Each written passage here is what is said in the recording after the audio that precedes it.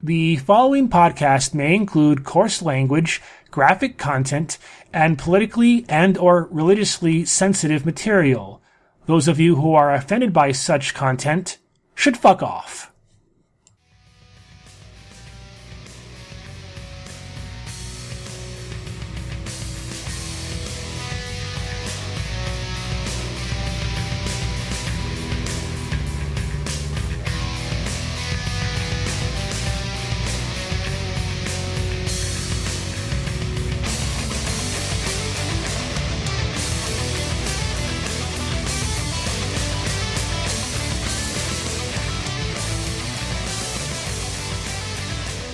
It's 101 degrees Fahrenheit outside. Do you know who your children are? Seriously? It's only 85 out here. Yes. And there goes the first dig at California for the podcast. You have 5 remaining. Use them wisely.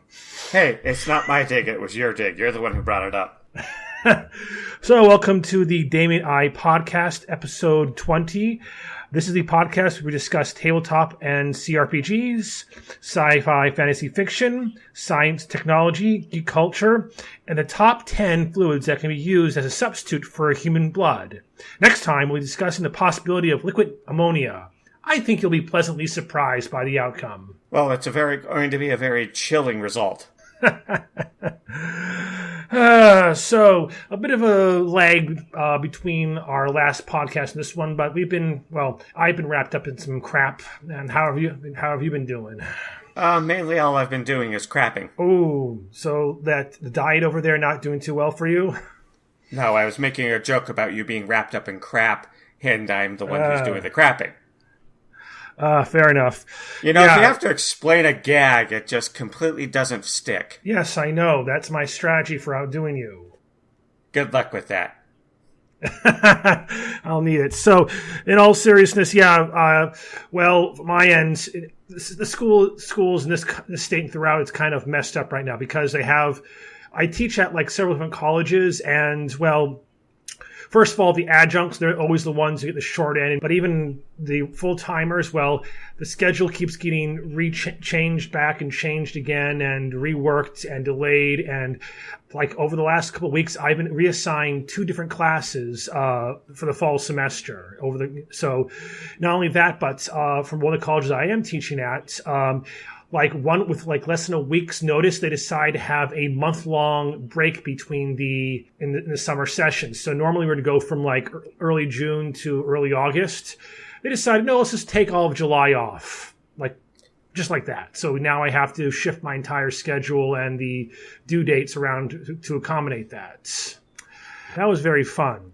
I'm looking forward to the colleges and schools here reopening this fall so that I can finish off the mathematics courses. Are they going remote instruction or hybrid, where there's some on campus and some online stuff? Well, that's what they're doing right now. I mean, actually reopening, as in classes open for people to sit down and learn from. Yes. No, I meant right now we just have all online, but they're going to go a mixture of online instruction and some in-person classes for lab stuff, which you really do have to be on campus to get done. No, they're going to fully reopen here this fall because they finished the previous set of courses that were running up until just a little bit ago, or right around now, depending upon when your class was supposed to get done. They were doing them in person, but they had to move to online instruction. And as a result of moving to online instruction, the amount of people who are re-upping for new classes for summer semester are just dropped to practical non-existence. Because why the hell would you move to a college town to go to college if you're stuck in your dorm room having to do it all online? Yeah, a little fun. Probably heard of this, but all students who are on a visa and are taking online only classes, they've been told they have to leave the country now. And now some of the colleges here are now suing the federal government to stop that. So that's that's a huge headache in its own right. Why, like I said, what's the point of moving to an entire different country to take classes in person if you suddenly can't? You might as well go to whatever country you were from and just use the online system, or just do all classes online.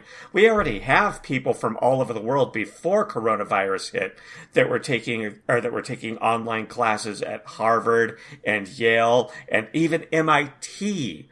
You have people in freaking Northern Africa taking classes online at MIT. Why bother extending the whole stay in America shtick if it's cheaper to not, and you're still going to be getting the same education? Because these are referring to people who were forced to do online remote instruction because the colleges all closed down and online only was a requirement. Now their visa will expire in a year and they have to reapply for it, even though they want to keep taking classes in person. That's the issue. I mean, if you were just taking online courses, yeah, fair enough. But if you were here taking, on-site classes, and it's a sort of thing where you do want to have some on-campus stuff like laboratory work or workshops. Oh, I'm with you on that score. No, that's actually my point. If you come to the country on a student visa to take an in-person class, and now you're being forced to take an online class and live more expensively than you would be living back in your home country where you could still take the same online class, why would you even want to stay if the college is not going to be reopening its campus? Well, if it's going to be reopening in a couple of years, and you still have a couple of years, and you know how much of a pain in the ass it is to get a visa, maybe you don't want to go through that hell over again. If it's going to be reopening in a couple of years, you would have to reapply for a visa in a couple, or at least a visa extension in a couple of years anyway. So why not go back to your home country and save money? For some people, it is causing major inconvenience. Let's leave it at that. Yeah, other people, it's not that big a deal, but it is all this. It's a combination of over-regulation and lack of regulation, coupled with the changing targets of, we have to close on this date, or you have to meet requirements on this date. It's just causing a huge headache all around, I think, is what we're getting at here. Yeah, also known as the inevitable collision of stupidity and ignorance. So let's get off the college stuff here. I actually been working at my old biotech company for the last couple weeks because there is literally nothing else going on right now. I mean, I'm teaching one course online, but doesn't take much of my time, honestly. So, and without this other little gig, I would be not making my monthly quota of money. So it's not that bad, though. It's been a while since I've worked in a laboratory environment. So it's amazing how quickly you pick up these skills. You get right back to doing mini preps and bacterial transformation. So it's actually been almost fun. Although, yeah, I was actually planning on going back and finishing off the chemistry and biochemistry courses, but with the buildings being closed up for so long, they're not going to be offering not going to be offering any lab style courses. Because they have to do stuff like make sure clean out the pipes and everything, and there's just not going to have them open and available for people to work in the labs for a couple of months after the college is open. Well, the thing is that opening up labs first, if you want to go for a hybrid online on-site instruction, is a good way, because labs there are things you can't duplicate that online. Okay, part of being in a lab is learning how to work in a lab, how to behave, how to move in a lab, and also the physical, skills of mixing, knowing the instruments, etc. You can't duplicate that online. Secondly, in a lab, you're going to be wearing PPE anyway. You're going to be wearing gloves and other stuff to protect yourself, and so it only makes sense that we start with that. And the lectures can be kind of done online. So I think that's a good route that more colleges should be taking. If you don't want to go all the way open up the campus because you don't want to, or the state doesn't allow it, open up the labs first. That's what I say. You're preaching to the choir over here. Remember, I actually taught lab classes. And so have I, remember? In fact, that's your job. That's my preferred class. I mean, I've learned to do more lecture stuff, but that's another story.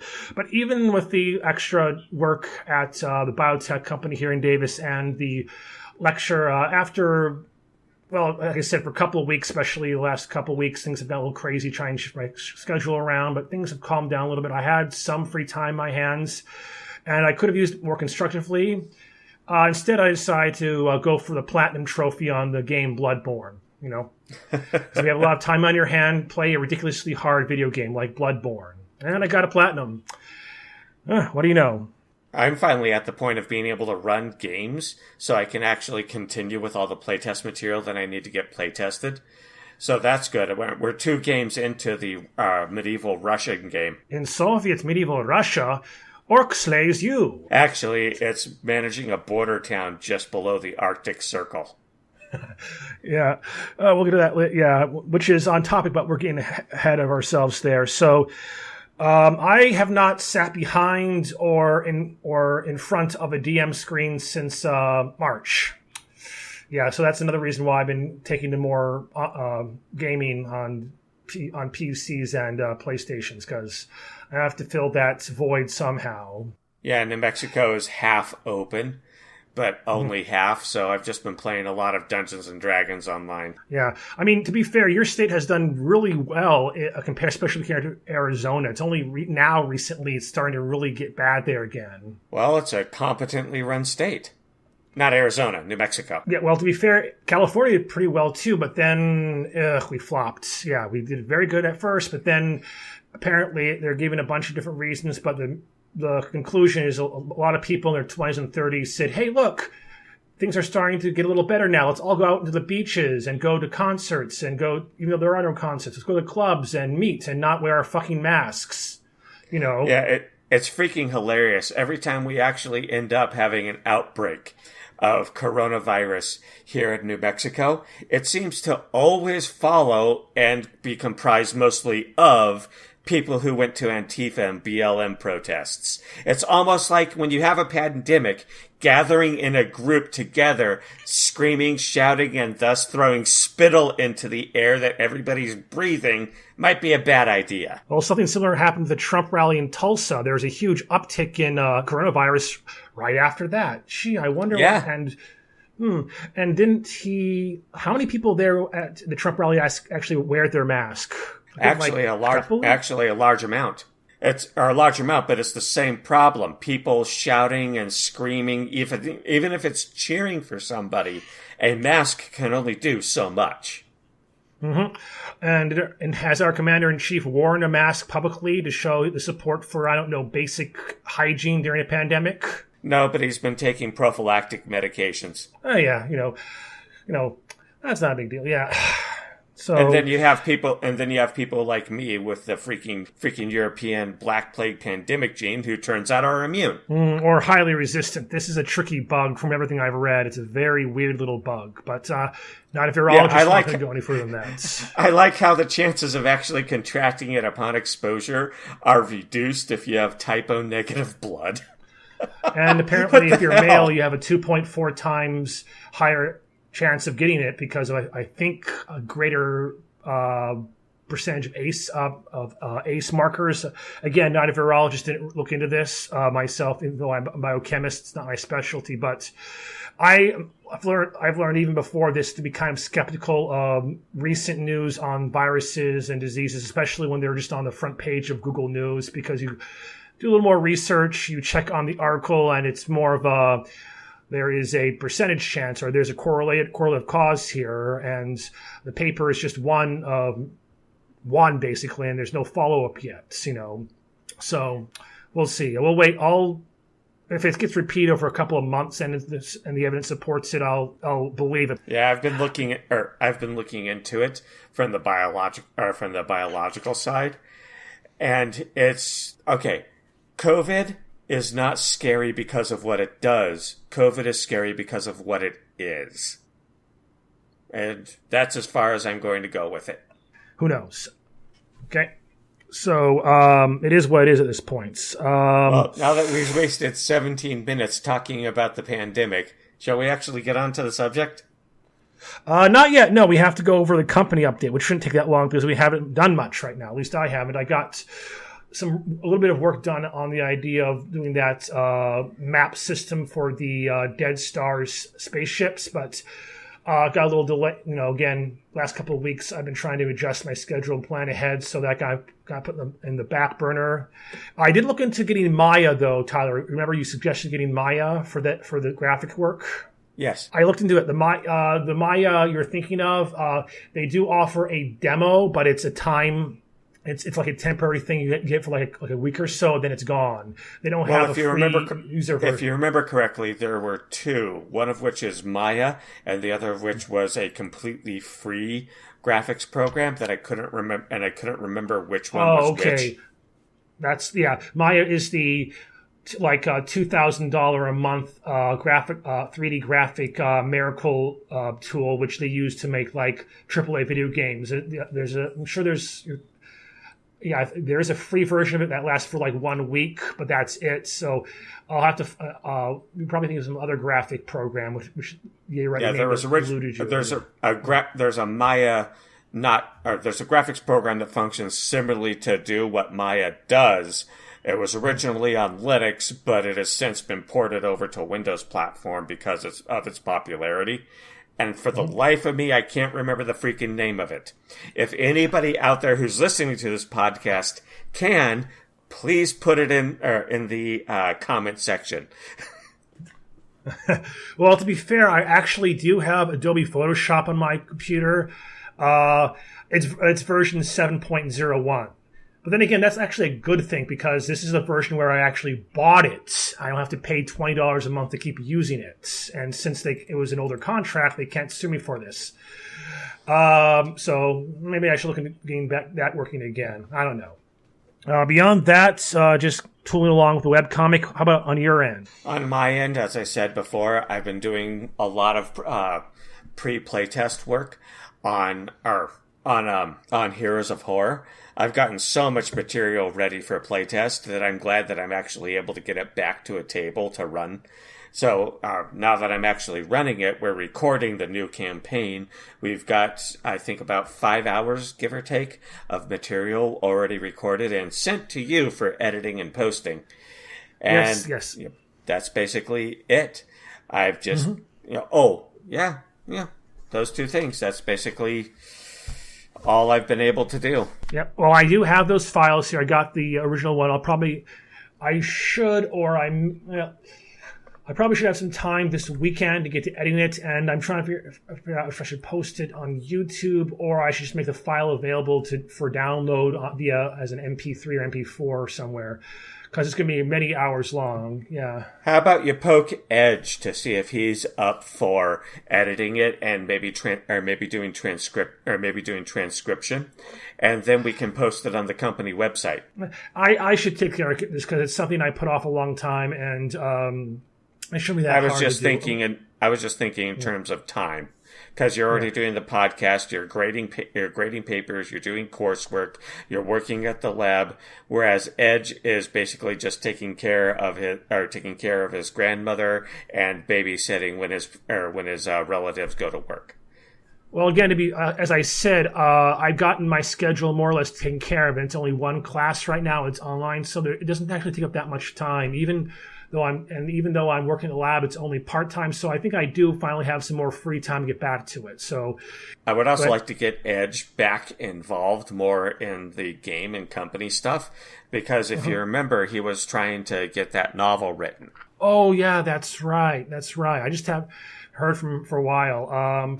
Okay, I might give him a poke then, but I think I can take care of this session recording myself. But I might poke him a little bit later. Okay. Is there anything else? I think we've basically reached the limit, at least as far as I can remember.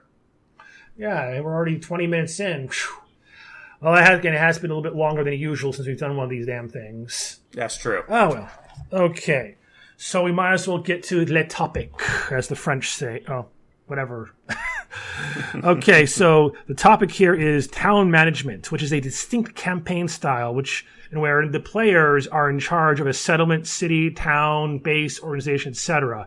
It differs in that the PCs are usually bound to a single location or have responsibility to manage it. So in the traditional D&D or many role-playing, many or whatever role-playing games, the players are freelancers. They are not bound to a single place. They rarely found in a certain region, and they want to go from place to place, maybe staying for a couple of months. They're basically murder hobos. Here, they're hobos with an encampment, and they have to take care of it. Okay, now this is actually a very old style of a campaign. And in fact, in the early D&D game, there were actually rules for this, or it was something you would end up doing when you reached a certain level, which was sometimes referred to as name level. Name level meaning, your character is high enough level that his name is well known.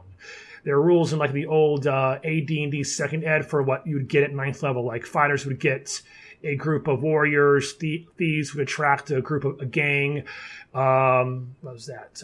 Even bards would attract a group of 0th level warriors, aka fans. This has been done this is a well-established, well-known style of a campaign, but it's a thing that campaigns evolve into.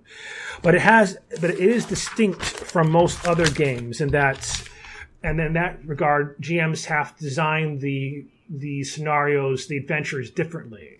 Okay. I found that there's really two good ways to go about it. The first is the idea that we used in the material that was done in-house for the After the Mind Wars campaign style, where you have the players trying to improve a town so they can get benefits from it. Like, we want to have access to better magical services for crafting healing potions. Well, let's see about investing in a magical academy, that kind of a thing. But that would use a lot of random roll system generation. Stuff like you spend 1,000 gold and you try to improve the local academy, make a X, Y, or Z check to see if you actually get the improvement to work, or to see if you get the improvement to work for longer than a short period of time. The other system that I found that works is the one that I'm using in the Drover campaign, which is you set a certain events that are going to occur in the town: kidnappings, monster attacks, raids, crop failures, and you have them set up so that they're going to happen at different periods of time, or hell, maybe you even have a random roll for how long until an event happens, and then you roll to see which of the random events is generated. But in any case, those random events are going to happen. And what the players are doing is, between the random events, they're trying to make general preparations for what could happen. Like, they know if there's going to be the possibility of monster or raider attacks, maybe they're building defensive structures around the town. If they know there's a possibility of crop failures, maybe they're building granaries to store excess food, or they're arranging for nearby towns to send them food in case of an emergency. So they're either doing preparation for the events, or they're doing work to try and make up for events that they were ill prepared for. Mm-hmm. In any event, I think one of the first things you want to do when running such a game is you have to justify why the PCs are in charge, or why they have responsibility of management of said settlement. Okay. Well, first off, you have to decide why the settlement is even there. You can't do the whole Silvery Moon thing from the Forgotten Realms, where you have an entire city built in the middle of a swamp for no good reason. Because magic, Tyler. No, not how it built it, but why it is there. Who would go out and build a city in the middle of a swamp? What are they getting out of it? It's understandable it would be understandable building said city out in the middle of BFE hillside if somebody found a mineral vein of something valuable. But in the middle of a swamp that has no natural resources, and that's not even anywhere near a place that would have to be used that you would need that you'd want a defensive fortification. Literally, the only reason you even have to worry about monsters is because you built the damn town there. You have a real pet peeve with Silvery Moon for the Forgotten Realms, don't you? It is a massive logic flaw. To say nothing of everything else in the Forgotten Realms. Oh Well, no, to be fair. a lot of the Forgotten Realms is very well put together, but a lot of it is just because somebody thought it would be cool. And honestly, yeah, that I there's think a limit most to how much fantasy realms are guilty of that to some degree. well, there's a limit to how much you can suspend disbelief. Well, I mean, it's not just a matter of why is it, I mean, if it's is it an existing town or the piece is going to build it from scratch. I mean, that's two different approach. That's I think in most cases you're going to build. It's whether or not the scenario is building something up from nothing or taking over management. Slightly different, but the idea at the end of the day is the same. They're in charge of managing and or building and or expanding or defending a settlement.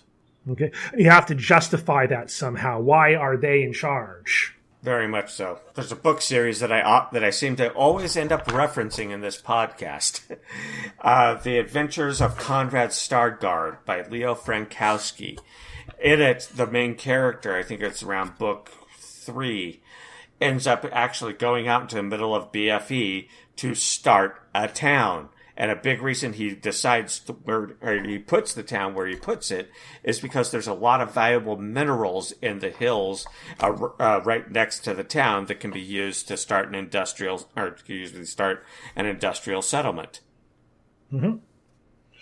So in this case, he is justified in being in charge because he literally was a town founder. And if PCs decide they want to build their own town, a better town with blackjack and hookers, that's it by default. That requires some player agency, of course. Then the players have to be interested in this town building style. And if that goes without saying, most of the time, if you want to run a town or settlement management style campaign, the PCs usually have to be on board, although not necessarily. I'll get into that in a little bit here. After the Mine Wars, of course, is our in-house, easy-to-run Bacon Forgets campaign where the players are in charge by virtue of being the only people who are relatively competent in the game world, or at least the immediate game world. And also out of necessity because it's the last town on Earth, on the planet as far as they know. So if it dies, they die. It doesn't matter how much of an evil psychopath you are, eventually you're going to realize that you need a safe place to sleep. And to slaughter, So another one, example, actually an early one, is the campaign setting Birthright. Remember that one? I remember that. In this one, the default setting is the players are nobles or princes, and they have control of one or more provinces in the game world, and there's actually a built-in system for it, and the justification is kind of baked into the campaign setting itself.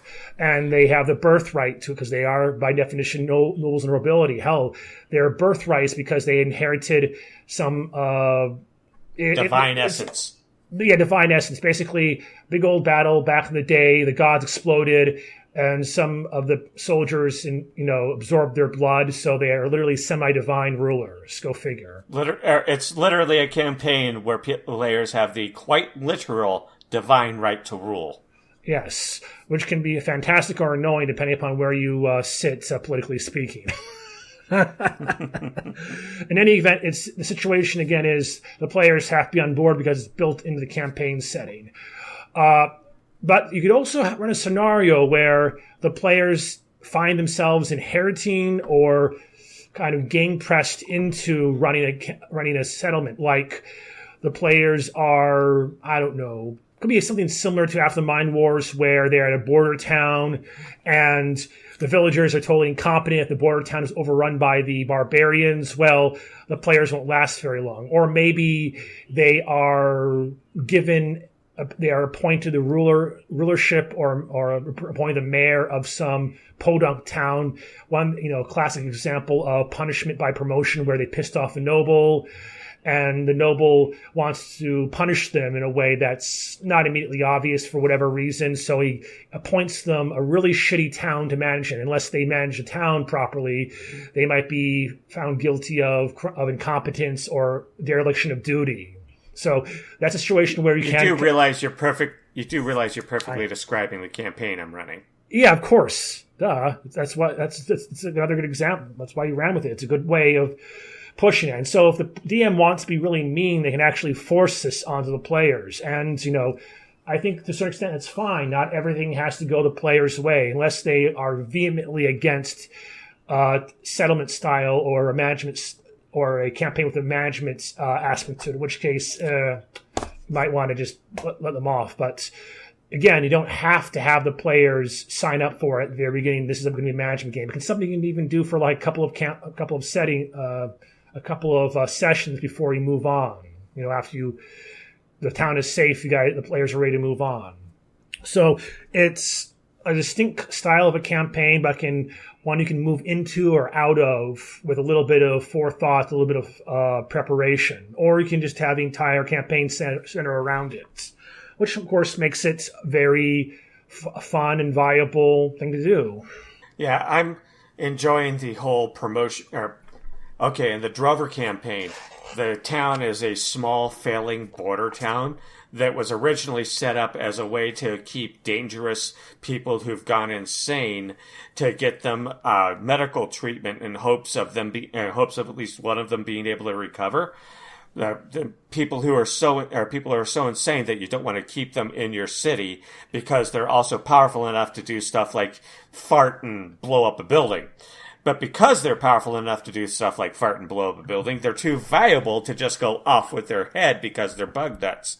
So they put them in this town out in the middle of BFE on the border, where if they fart and blow up a building, hopefully they'll take out a few monsters that are going towards the actual cities along the way. And as a result of putting this town there, a trade route developed going over the mountains. So now the town has two purposes, both to be a sanitarium town and to be a kind of trade route stopover point for people to rest and trade out horses and get new horse feed. Now, the town has been failing for years now, and it's gotten to the point where the ruler of the kingdom puts people in charge of the town and tells them, pay me the damn taxes. If you don't, off with your head. As a result, 2 of the past 5 mayors have gotten their head chopped off, and the remaining 3 have just decided to vanish into the wild without a trace.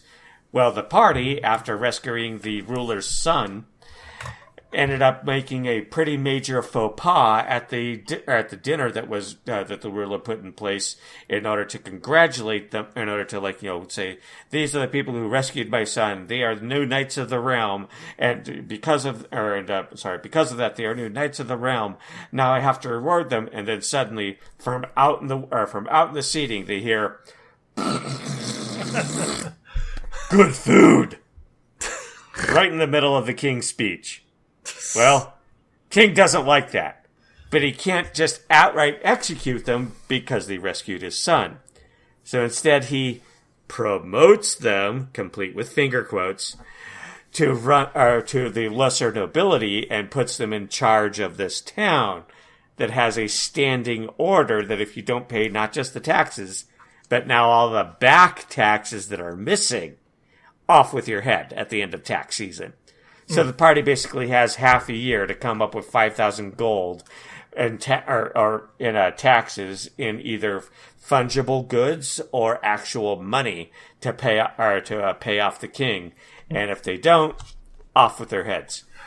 And of course, another way to do this might be you are one of the PCs is the bastard child of a noble. Well, the noble can't exactly bring the court, so this is my bastard. But at the same time, he doesn't want him running free, so he gives the bastard some very minor fiefdom village out in the middle of bumfuck nowhere and tells him not to make any trouble. That's another way you can do it. So, anyways, a lot of different ways we can make it work. Anything else spring to your mind? Well, you can have let's see here. So far, we have putting the PCs in charge of a town because they literally built it. Mm-hmm. Putting the PCs in charge of a town as a punishment because the town is a shithole. Putting PCs in charge of the town as a reward because the town produces something that the PCs might want, whether it be magical goods or just flat out raw money. But there's also putting the PCs being in charge of a town because they inherited it. Like literally inherited wealth. Like you have a one PC out of the party who's like, the local baron or the local knight rampant, or who's knight banner knight, who's in charge of a town because his father was, so on and backwards. And the rest of the party is like the ruler's retinue. Like you might have one PC who's the chamberlain, one PC who's the court magician, one PC who's the local sheriff, that kind of thing. Yep. And which is a nice segue to our next kind of topic here, is define the responsibilities in such a campaign scenario. So normally the PCs are just in charge of themselves. They're out to gain wealth, gold, fame, experience, etc. But here they have external things to worry about. They have the town, its people, its trade network, its reputation, all manner of things to worry about besides just their own well-being, their own wealth, albeit in many cases the wealth of the town and PCs are very closely aligned. So, well, you also have to decide how cooperative versus competitive the campaign is going to be. And if you think about it, if you have a bunch of PCs who are all in charge of a town, let's say the town produces something that the PCs might want. Well, the PCs can be competitive in trying to determine who gets what the town produces. You could actually set it up as a kind of halfway cooperative competitive campaign with a lot of court intrigue between the actual players. Or maybe the players form a faction in a noble court, and you still have the whole cooperative competitive campaign, but now it's the players' faction competing against the other factions in the court or the town. It'd be a little more work in such a case, but it could work. But that is viable, that certainly. But before we even go to that, we have to go over how the adventures in such campaigns differ and how they must be designed with this in mind. So you have different things to worry about. Like in a campaign, you can't just go... In such a campaign, the PCs just can't necessarily go off to a dungeon, kill its inhabitants, take its gold, go back to town, and just dump the money in the town treasury because they're in charge. They have responsibilities. I mean, one of them might be, the very simplest one is defending the town or organizing the town's defenses from an external threat, be it bandits or a horde of orcs. That's one thing right there. Yeah, if you think about it, no matter the higher a player might climb in social standing, being a knight banner, you can just leave the damn town in charge of in the chamberlain's charge with a few orders, go off crusading for a year or two, come back and Bob's your uncle. But if you're a baron, you're going to have personal responsibilities, and you might not be able to go out and quote unquote adventure unless it's a direct order from the king. And if you're an actual king, it doesn't matter how much you have the divine right to rule, your court will not let you go out to go adventure. And then you have to make some decisions. You're the damn king. You have to stay alive. Yeah, above the throne, written in Latin, the buck stoppeth here. The buck stops here and your ass is glued to the seat. Yeah. And beyond just organizing defenses, even if it's directly like managing the army, resources, determining priorities insofar as should I buy boiling oil, should I reinforce the palisade, should I add hoardings to the wall. There's also a matter of, in some cases, you might, especially in smaller settlements, just providing food, helping your residents build shelter, etc. Not generally a responsibility at a larger settlement, but if it's like a border town or an encampment, that can come into it too. I think it's less adventures as it would be goals and events that happen in the town that you have to get through. Like, let's say you have a goal the goal for the town is building a town defensive wall. That would be an adventure, would be getting everything together and getting it organized and getting it done. Because you're going to have inevitable problems with doing it. Like accumulating all the materials to build the wall would be one problem. Getting the labor together to build the wall would be another problem. Actually getting it built, getting the wall built to defend the town against, say, monster or raider attacks Well, the whole reason you're building it is because of monster or raider attacks, and you're not known for being able to get construction done while being attacked by monsters and raiders.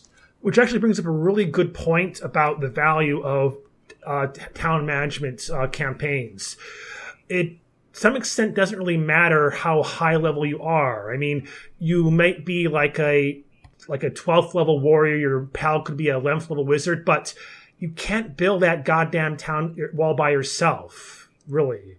You need a bunch. You need the horde of commoners and the masons and the carpenters, going along with you. And if there's a grievance with the guilds, I mean, you could try to like walk into guild house and basically say, make your workers do this and we'll kill all of you. But that's not really a viable long-term solution. And hey, if the only supplies that are available to build said wall are in say a forest or in a quarry, which happens to be owned by elves or dwarves, well, you can either go to war with an entire fucking city of elves and dwarves, and even for 12th level characters, that's going to be a pain in the ass, or you can negotiate, i.e. role-playing, using those skills, the other non-combat skills to do this. So that's why these sort of campaigns were especially favored once you reach a certain level in the traditional sense in old D&D, because at that point, killing monsters, raiding dungeons, it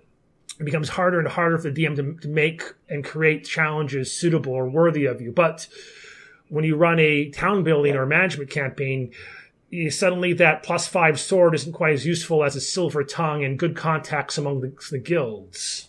Yeah, in Heroes of Horror, I'm even putting in a system for social combat using social skills and charisma to achieve goals. Like, for instance, the negotiation with the elves, as opposed to going in and just beating the crap out of people with swords. That way, you actually there's a formalized system for getting stuff like that done.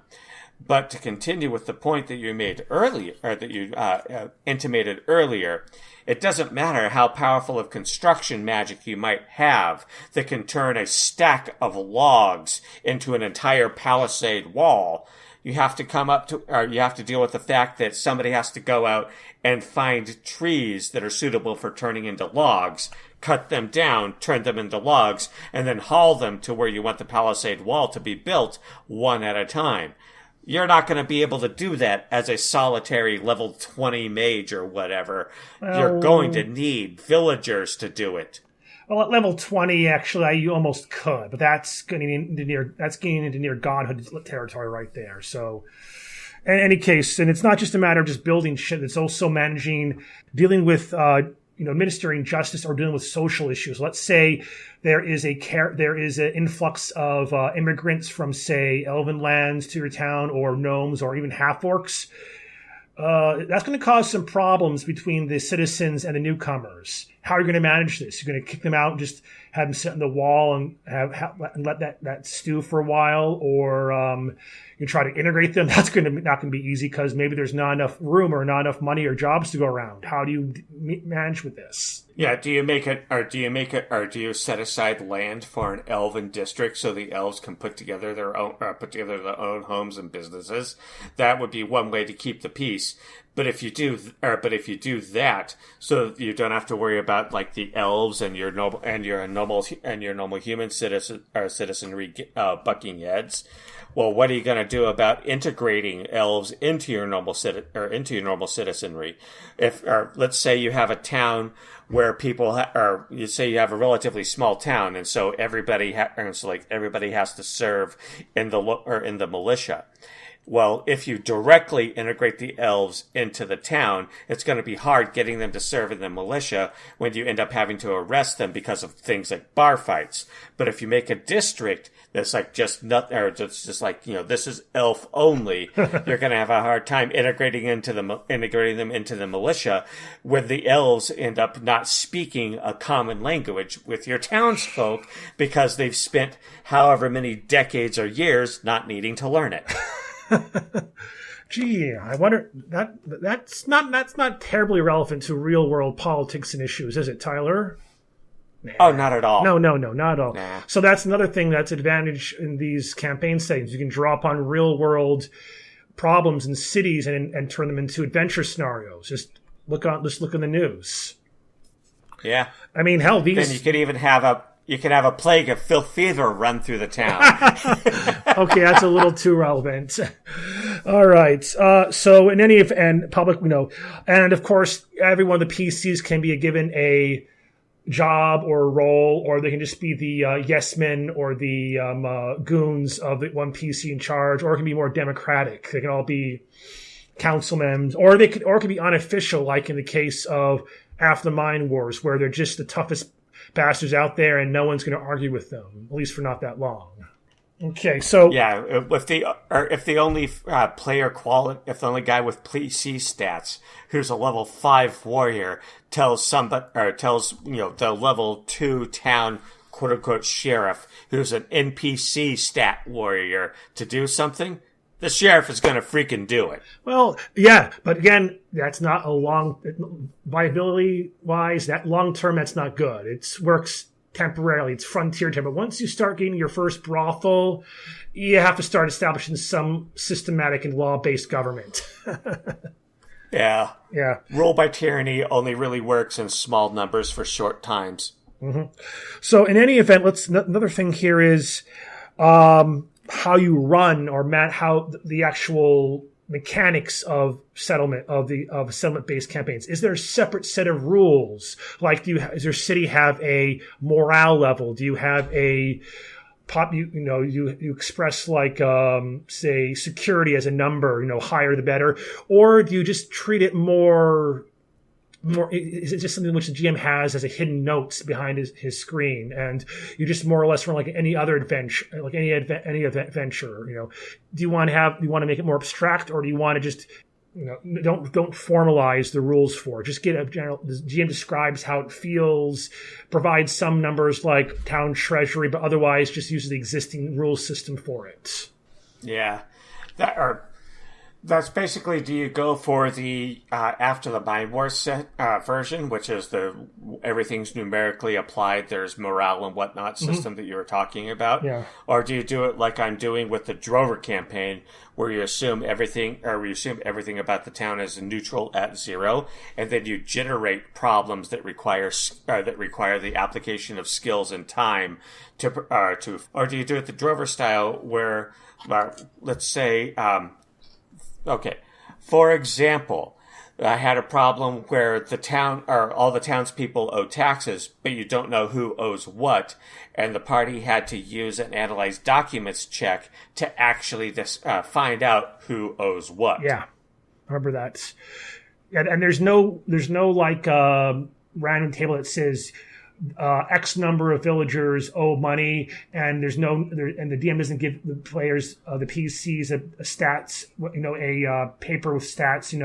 Town has reduced earnings this month because of this event, even if the event that is then generated into adventure by the GM.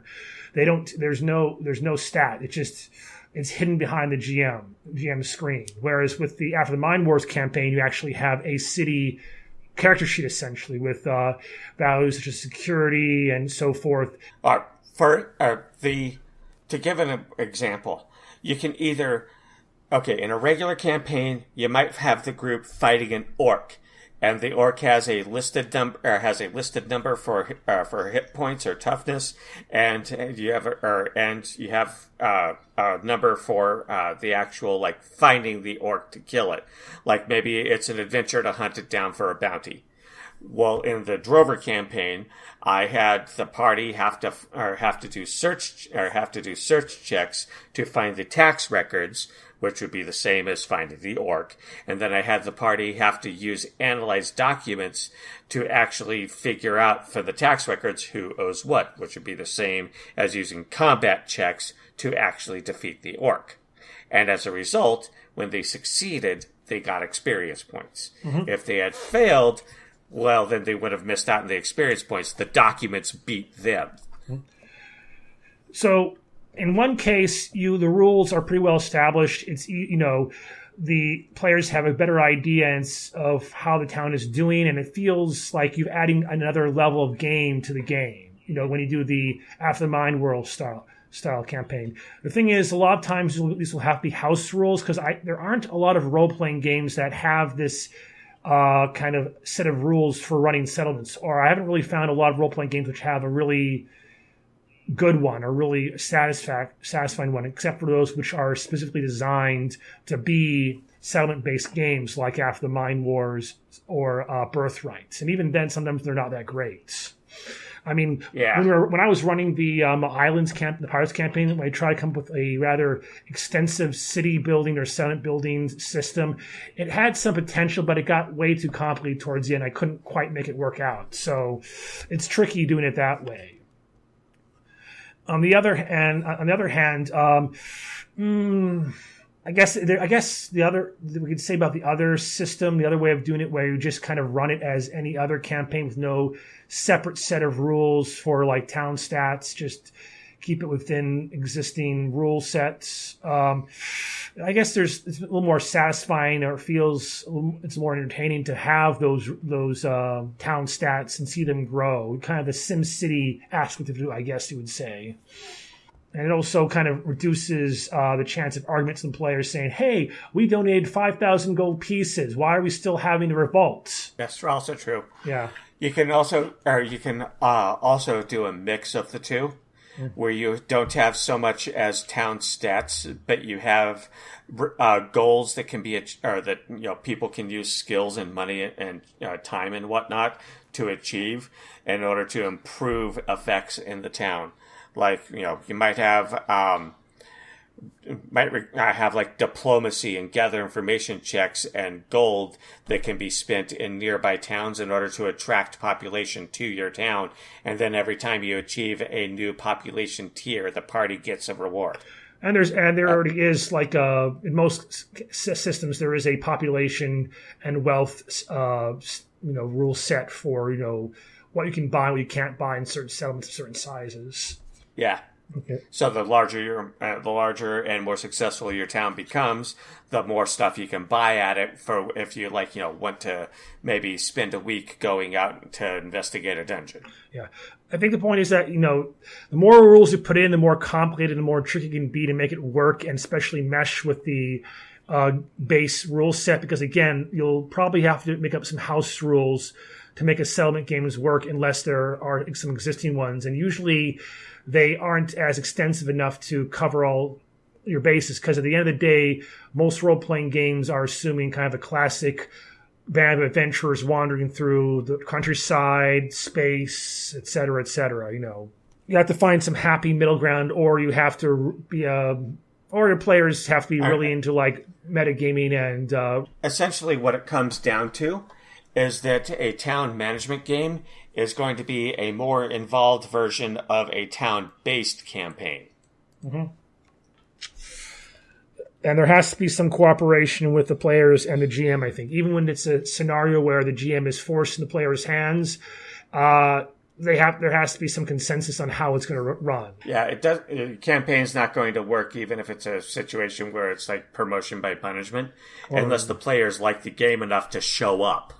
Well, I mean, at that point, you have other problems. But, I mean, even if the players aren't into town management, it can be kind of a fun adventure to have these totally ill-equipped PCs try to manage a town at least long enough to ward off the rampaging hordes of ogres. That's the other side to it. Okay.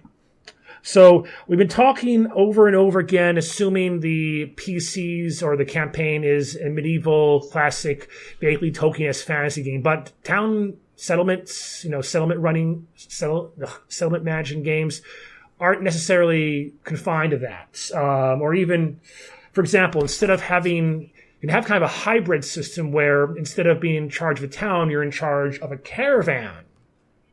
So you kind of have it both ways. The players are constantly moving, but they have a train of wagons or encampments, which they have to also manage as well. Or a cargo ship. Or maybe they have a ship, in which case they have to manage the ship. That's a ship. I mean, especially the larger ships. How much weight do you set aside? Yeah, how much weight do you set aside for guns and ammunition? Which means you're going to be able to carry less cargo, as opposed to how much weight you set aside for cargo.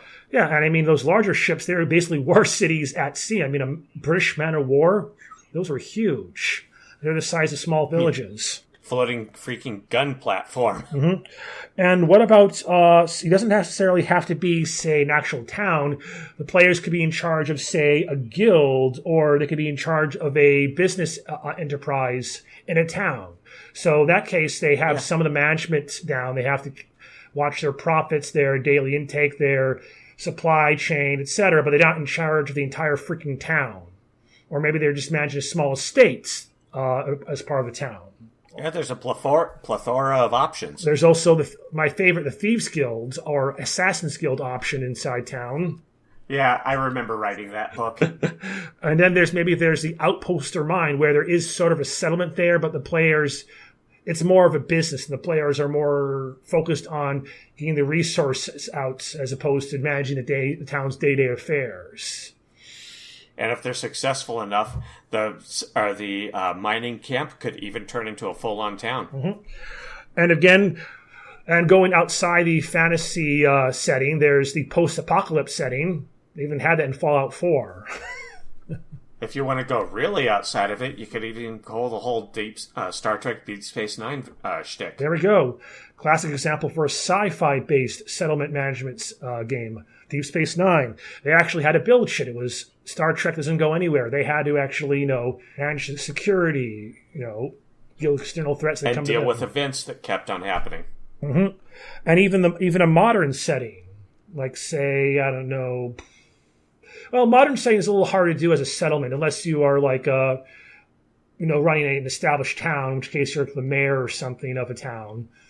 But that doesn't. Yeah. The problem is that you don't have as much. The players don't have as much freedom. There is in a modern setting a lot more bureaucracy to worry about. At most, you might. Or you could do a near future setting where the players are representatives of some corporate entity that is founding the first mining colony on Mars. Well, that's still kind of a sci-fi setting, but the point is that modern settlement management isn't quite as satisfactory because it's partially it stems from a lack of familiarity because let's face it, a lot of city management, even back in the days of there's a lot of boring bureaucracy, but in a modern setting, it's a little too familiar. I don't think there are quite as many opportunities for fun, I think. So I think you have to be more creative if you do a modern-style settlement management campaign. Well, Heroes of Horror goes all the way up to the World War II era. Mm-hmm. And you could do it, but it's all with magic and magical and fantasy elements having always existed. So you could actually do a pretty good town-based Heroes of Horror game in, say, just after World War II, because in addition to having to deal with the usual stuff like, food production and that kind of thing, you also have to deal with stuff like doppelgangers. Well, to be fair, that's because the pseudo-post-apocalypse or post-war era has led to disintegration of a lot of established bureaucracies, so there's a lot more freedom of management for the government as they build things back up. Again, an established, stable, modern setting. At best, it could be something like Parks and Recreation. Fun, but not exactly a traditional game. What if you're doing a post-World War II setting, but instead of basing it in someplace like America, which everybody, let's face it, who's listening is going to be fairly familiar with, your entire party are Germans trying to recover after the war. I have an even better one actually, there's an even better one, I think, for a modern setting. I would take this inspiration from a lot of those pulp movies, and actually the reason I'm thinking of it is because that one season of Archer, where they are owners of a small hotel or some business off in some island in the Pacific, and they have to manage the hotel, or they have to manage the airline industry. Let's go ahead. While the war is going on, and both sides of it keep on coming up and fucking with them. Yeah, during in the pre-World War II era, where we have the Nazi, the Germans, and you have what would be the Allies in the future. They're that build up, that conflict prior to the entire war, that's going on. In the meantime, they're trying to, they're not really directly involved. They're not in the middle of it, like over in Europe. but they're actually far away from it, like an island Pacific, but they still feel the effects, and they're just trying to keep their business moving. They're trying to keep their plane shipments of supplies to the hotel coming and going. They're trying to keep peace for the locals, et cetera, et cetera. So that could definitely work. So if you're going to do a modern setting, you have to think outside the box if you're doing a settlements management style campaign. Yeah, like maybe that Pacific Island is everybody's so interested in it, not because of wanting to use it as a staging ground for the war that they all know they're going to be involved in, but maybe it's a major producer of alchemical goods because of the jungle. I mean, I guess we could even do it out in a truly contemporary setting and do it something like, I don't know, Far Cry 3 or something. It's lawless because no country really claims ownership of it, and those that do are not exactly the most friendly type. So the players represent local law enforcement or local government, which do the best they can, having to deal with like modern day pirates, smugglers, drug traders, and that sort of thing. Kind of also, or hell, the party could be modern day pirates. Or I don't know, they could be in charge of a banana republic, a la the Tropico series for PC. So. Let's face it, if you're doing a town settlement style campaign or a town management style campaign, the possibilities are virtually limitless. Mm-hmm. Yep. And they offer a new spectrum of adventure possibilities, and as long as the players are at least somewhat on board, I think it's a very satisfying style of campaign to run. And again, you can go into and out of it. The players abdicate the throne, they finish their mission, and you can go back to more of a conventional wandering hobo murderer style campaign. Yeah. Okay. Maybe you could even pull the whole... All right, there's an anime called Murder Princess, where the rulers are displaced, are taken over by a palace coup, and they have to like basically reverse coup the palace. Hence, the name of the anime is Murder Princess. Mm-hmm. One campaign scenario I've thought of for a while, and maybe I'm even long-term thing I think about turning into some sort of PC game, is the idea of some sort of interdimensional Casablanca, where you have fragments of other worlds which were rescued from their apocalypse by some entity being squished together in a void and going from there. Yeah, that would be another possibility. Yeah. So I think that's unless you have anything else, and I think that's a good place to end. We went over in summary. We went over what a settlement building style campaign is, how it can work, various scenarios for it. Pretty much, the only thing we haven't covered is similar situations in computer games, existing tabletop games, and other media. Well, that's a whole genre. Management sims. That's what they are. Or city building, SimCity style games. Yeah, it's essentially like trying to summarize the isekai genre. There's just too damn much. But you don't see a lot of those games with a good story integration. But there are some exceptions. Frostpunk is an excellent example where they very, very smoothly integrated the story and the actual city building aspect of the game. Okay, it's not the best game, but it's really that's really is a good example of that. Tropico yeah. If you want to stick with the fantasy theme, there's also Majesty and Majesty 2. Yeah, that was another example, which it's kind of an oddball in that you act very indirectly in the game. But it is an example of that, where they do manage to integrate the story a little better than most city building games do. Anything else? The entire SimCity series. Yeah, but that is just a pure management. 4X management game. Yeah, there's no story involved because that's kind of the ass of a role-playing game. There's more to it than simply building shit up until you have the best city, or you're trying to build a city that looks like a cock. I don't know. There's more. There's actually a story. There are players behind it. All right. I guess we're basically done then. Yep, and we're just about at the hour and 10 minutes mark. So after some editing, it'll probably be down to 1 hour. Perfect. I think that's it. Let's see, have any final words? Nope, I'm done. All right. This has been the Daemoneye Podcast, episode 20, Settlement Management. I'm Tristan Eifler. I'm the reason your cat has started barking. And we shall see you next time for episode 21. Stay safe, stay healthy out there.